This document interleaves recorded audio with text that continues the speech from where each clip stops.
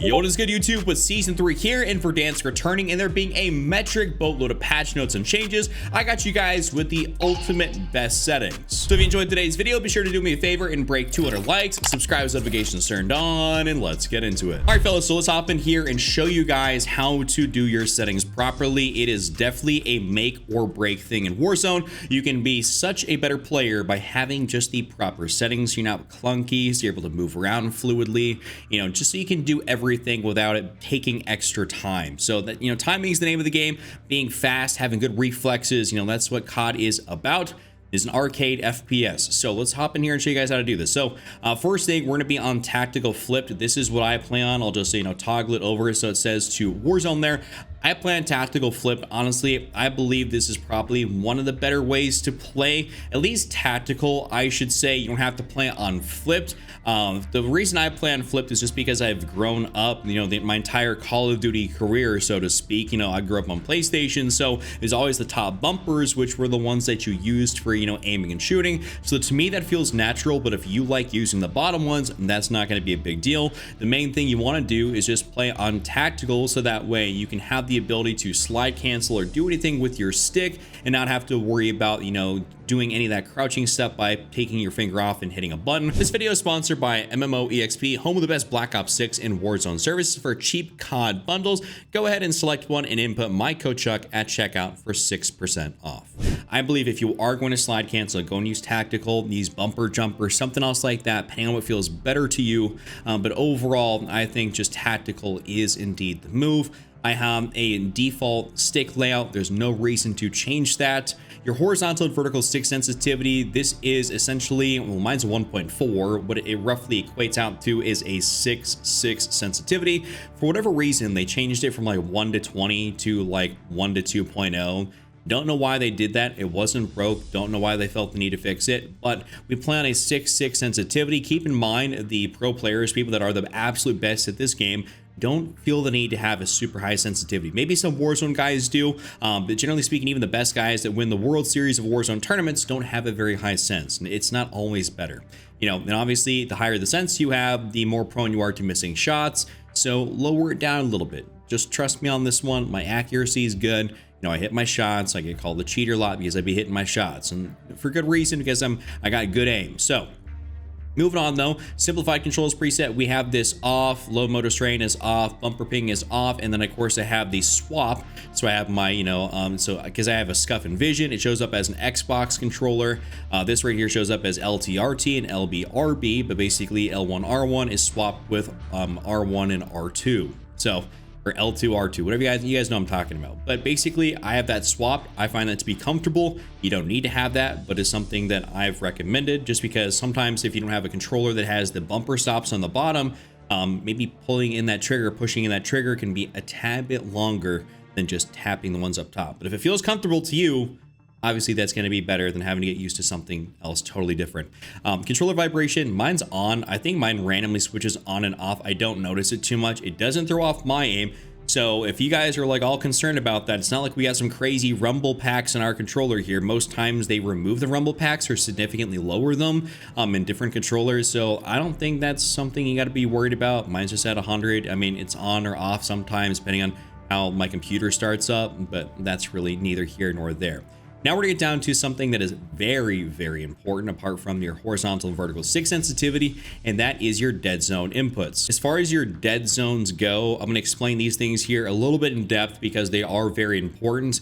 Your left stick minimum and your right stick minimum, we'll talk about those first. You want those to be as low as humanly possible, and the reason being is because the more you have a dead zone, like you can take a look at the graph here next to my face cam, when you actually have that, the dead zone up, that means that outer ring goes in or the inner ring goes out.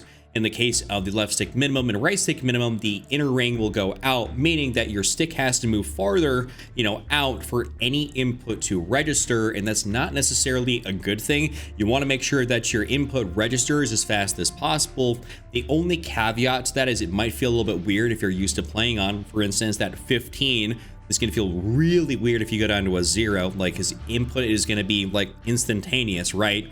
So gradually lower it down like 15 to 12 to 10, you know, 7, so on and so forth. I think I went down from like a 7, like, you know, a 5 to 3 to a 1 to a 0. I just kind of intermittently moved it down until I got to a 0 and it felt natural for me. But the lower the dead zone, the better. Obviously, if you have stick drift, that is going to be an issue. If you have a lot of stick drift, you might just need a new controller. You can't really fix that.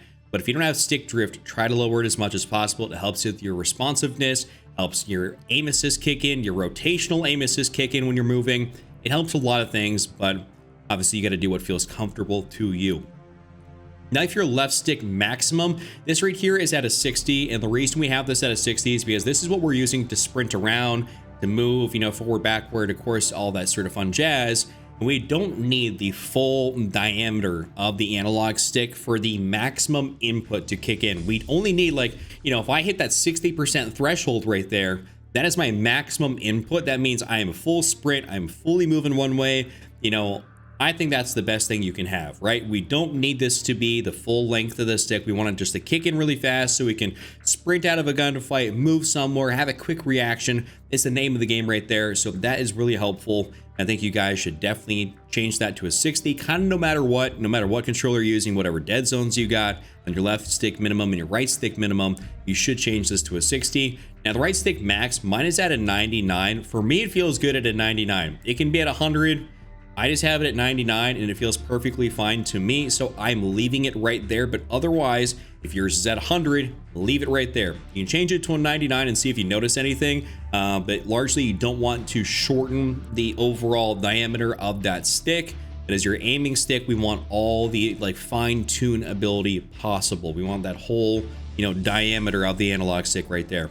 And now my left trigger and my right trigger, the only reason I have this on 15 is because my SCUF controller has hair triggers. So it's a literal mouse click, and they're so sensitive that just by holding controller, I might accidentally stim shot. I might accidentally hit a throwing knife or something like that, or a grenade. And I don't want to be doing that. So it's instantaneous for me to click in, so the dead zone doesn't matter.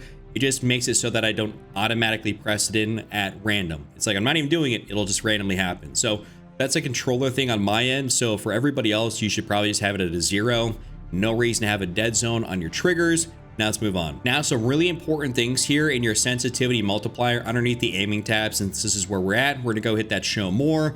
We're gonna go down in here, and this is super crucial. So the only thing we need to mess with in here is your ADS sensitivity multiplier. So this right here is basically, you know, take that 1.4 sensitivity I had, aka that 6.6, and now what I'm doing is when I'm ADSing, I'm getting 70% of that. Meaning that it slows me down more so, allowing the aim assist to kick in, the rotational aim assist to kick in more, and for my aim to overall be significantly more sticky. It makes it harder to come off target, and so that's something you guys definitely should be doing. It doesn't have to be a 0.70. I played on like a 0.80 previous to the Black Ops 6 Warzone integration, and I changed it down to 0.70 after something wasn't quite feeling right, and it felt right at 0.70, so I've left it there, haven't changed it. I'd recommend if you are at that 1.0 like it says to reset to, dial it back to like, you know, 0.9, 0.85, 0.8, or 0.70 if you want to do exactly what I'm doing. I'm telling you, your aim is going to feel a lot better, a lot more sticky, because you're not going to be going off target as much because you have less sensitivity to play with. It does very much so help out. I really like that. I think it is a crucial setting to have. So we're going to hit that show less. Move on down here, and we're going to go into the aiming advanced settings. And this is something we also have to take a look at. Very crucial settings in here too. So ADS sensitivity transition timing. This is going to be on instant. We don't want this to be on gradual or after zoom. We want to make sure that, you know, the, you know, ADS, you know, sensitivity we're getting and the aim assist we're getting kicks in instantaneously. We don't want any of this crazy stuff, any of our multipliers to be delayed, anything like that. We want it to be immediate. That is, like I said, the name of the game is fast, quick, reflexes, being able to do stuff. And the more you have it in gradual, the longer stuff takes. I don't like that. I think it should just be instantaneous.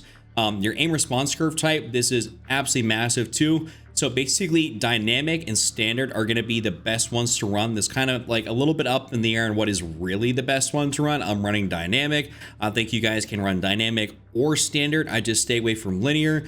Keep in mind that dynamic and I'll just say like standard end up having like a nice little bit of an S curve to it. So when you think about it, you get that ramp up, you know, to be able to hit that fast, quick motion, but then it starts ramping down, so it allows you to not overcompensate. So really beneficial to have that. I think dynamic is great for that. My aim feels really solid, super sticky. So I think that is a must-use setting. Linear is just, of course, a flat line. I don't believe that to be better. I don't think really anybody's going to use that. And actually, speaking of that, we're going to go down here to this. The aim response curve slope scale can be at a 1.0. Don't need to change that. All that's going to do is take that S curve that we have and start flattening it. So we don't want to do that. We want all that ramp possible. So just go ahead and use it like that. This right here is the best way to run this. Now over here in the movement tab, there's going to be some great settings in here as well. The first one being the very first one you see, which is your sprint assist. You want this to be on tactical sprint assist. It helps you just move forward to activate your automatic tac sprint. That is essentially what it is. I wish they just call it an automatic tac sprint, but basically tactical sprint assist is that. So go ahead and have that on there. No reason to continuously mash in the analog stick, which ultimately does cause stick drift, and it gives your controller less life on the game. Not a good thing. So we want to make sure we have that all taken care of. Now we're gonna hit that show more. Your sprint assist delay should be at 0. Don't need any of that. And your sprint assist sideways and backwards can be on. It can't be helpful to be able to maybe sprint up back, go backwards real quick with that omni movement. Maybe get a nice little slide in there or something like that to get out of a gunfight, or break someone's camera. You ain't got to do nothing crazy, but it does help to have these settings on. Moving down here, mantle assist. Mine is on low mantle assist. This can be off or low. It just says low mantle assist. It's kind of right behind my face cam. Activates when sprinting towards low obstacles, meaning maybe you're trying to get through a window, something like that, and it's going to be below like knee height, for instance, or it's going to be waist height. It maybe will allow you to get through that window just a little bit easier, or just over a box or a crate or something like that, so you don't get caught on some dumb stuff on the ground. It'll be cool. You can try that on or off. It's not going to make or break your gameplay, but it is something nice you can have. I have the sideways off, backwards off. Tactical sprint only is going to be off, and the mantle assist angle is tight. I want to make sure that it is very intentional that I'm running at something and need that mantle, that low mantle assist. I don't want it to like randomly grapple onto objects and try to mantle me over something. I want it to be very, very deliberate. Crouch assist is going to be off. We don't need any of that. Honestly, I can't even tell you the last time I went crouched in Warzone, besides maybe when I was like plating up or reloading or something like that. I really don't be crouching at all.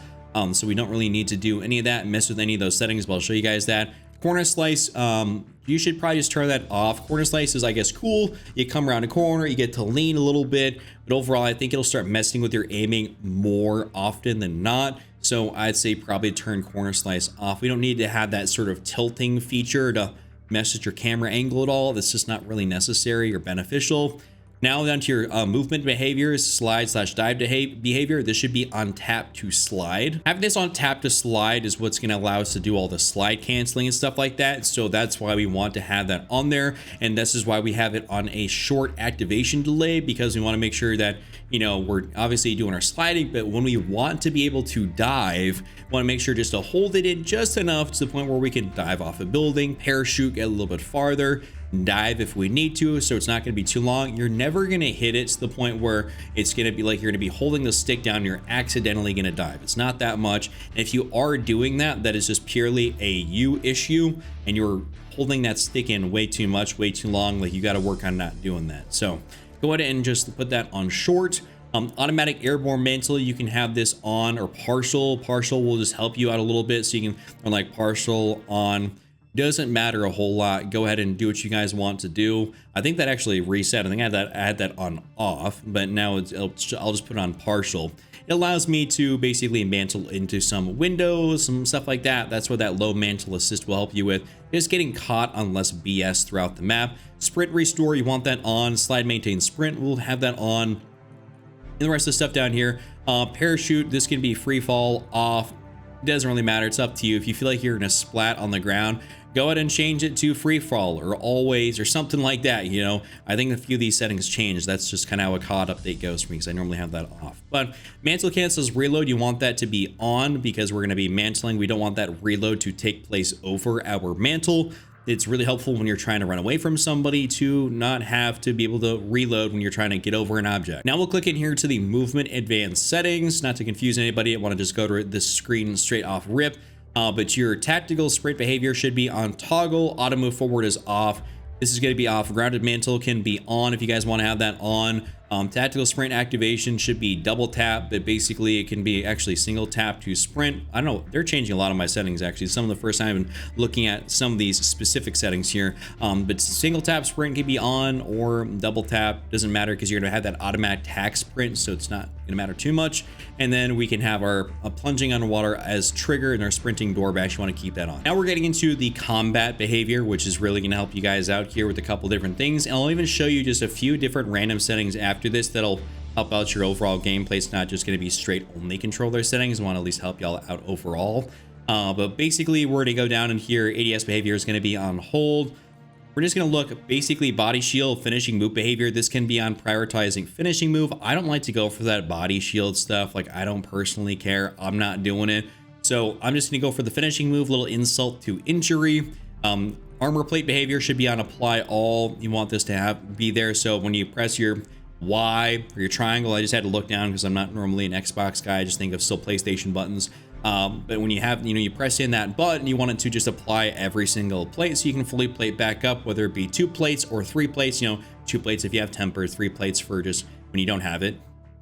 So that is something that you guys definitely want to make sure you have. C4 detonation can be on 1 by 1 all at once. Doesn't really matter. It's up to you guys. I don't use C4, so that doesn't really affect me. Manual fire behavior is going to be on press. And then we can take a look at our combat advanced settings here real quick. So this is just going to be on sprint, tactical sprint focus. We don't need that to be on melee. Weapon mount exit can be on short delay. This is really huge right here. So interact / reload behavior, this has to be on prioritize interact. Tap to reload is strictly a multiplayer setting. Prioritize interact is what you need to have in order to make sure that this is going to be what is going to be most effective. Like, you want to be able to drop in immediately, just tap, tap, tap, pick up some guns and be able to go at somebody. You're going to take somebody out 9 times out of 10 unless your shot is absolute garbage, versus someone that picks up something, after you, that is still trying to hold to be able to pick something up. Prioritize interact, get used to it. It is, doing the Lord's work for you. Sprint cancels reload. You want that off. We don't need to have our sprint canceling our reload. We want to make sure we can get away from gunfights, get out of stuff. Really, really beneficial to have that off. I've tried that on. Off is significantly better. Akimbo behavior, this should be on independence. That way you can fire maybe akimbo pistols 1 at a time. It helps you get some more shots off, maintain a little bit more accuracy. That's pretty cool. Or just akimbo SMGs, whatever you got to be able to do. So that's pretty cool. And then depleted ammo weapon switch. I just have this on. I never usually run out of ammo, but in the case that it does happen, it is nice to be able to just automatically switch. All right, now that we're out of controller settings, like I said, I wanted to help you guys out kind of a little bit overall. And this is going to be under the graphics tab. We're going to be in view, and I'm going to give you guys just a couple extra things that'll really help out your gameplay. So motion reduction preset. We don't need to mess with any of this though. We're just going to customize this, so just leave that off. Field of view, I strongly recommend everybody play on probably the largest field of view, which is 120. You don't lose aim assist playing on 120 FOV. That is not a true thing. If I was losing aim assist playing on 120 FOV, believe me, I wouldn't be playing on it. But I don't lose any aim assist. That's just not a thing. It's been debunked. I don't know, anyone that's telling you that, it is not true unless they somehow greatly mess this update up, which is very possible. They mess a few things up, but it's not going to be messing with your aim assist on the FOV. So we're just going to go ahead and throw that, to 120, which is really beneficial. Helps you see everything around you. ADS field of view should be unaffected to go with that. We don't need this to be on independent. When you have it on independent, that means if you aren't 120 FOV, when you zoom in, you're going to zoom into 80 FOV. Not good to constantly be going in and out. When you are unaffected, you maintain that great FOV around you. It allows you to see more around you even when you're a little bit ADS, and as a result, because you're not as zoomed in, the guns look like they have less recoil or less visual recoil because it's not as much in your face. It's a little bit farther away. I think that's a really awesome thing, and it makes it so guns look, better and less recoil overall. I like it a lot. Weapon field of view should be on wide.